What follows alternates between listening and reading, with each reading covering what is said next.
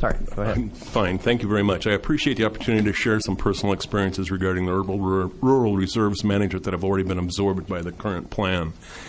My name is Mark Haag. I've been a 47 years resident of Washington County and grew up on a small farm at 4825 Northwest 253rd that's now zoned industrial. I have 2 points I'd like to raise. One is historical and the other environmental. Historically, Oregon history records that 175 years ago, Jason Lee, a Methodist missionary, established the Methodist Meeting House in the Tuolumne Plains in present-day Washington County. The meeting house was abandoned by Jason Lee after the deaths of the majority of Native Americans he came to convert to Christianity. They had died because of the disease settlers had introduced. The cemetery behind the meeting house continued to grow in size and included a few whites, half-breeds, and Native people. The building became a gathering place of many different religions and was used as an early courthouse in Washington County. As Hillsborough grew as a town, a decision was made to move the Methodist Meeting House building into town and reinter only the white settlers because the cemeteries at the time were designated white only. And in those days, Oregon was an all-white state. The half-breeds and Native people were left behind.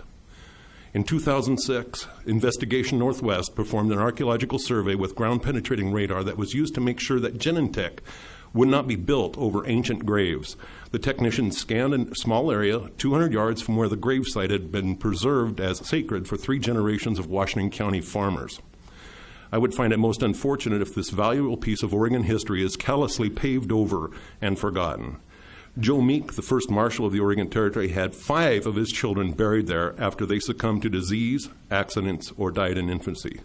And nothing was done to identify and preserve the Methodist Meeting House graveyard. My last one is environmental. I attended hearings in the mid-1990s regarding a manufacturer's application to dump overflow waste into a spring that dried up every summer. It was a waste of time for the concerned citizens in attendance. The Oregon DEQ had already identified the spring as a year-round flow of water, and the company had already installed the overflow system into the spring. Any objection was moot, and the deal had been made. Our concern disregarded because it was explained to us that the overflow was the same quality as the drinking water in Los Angeles.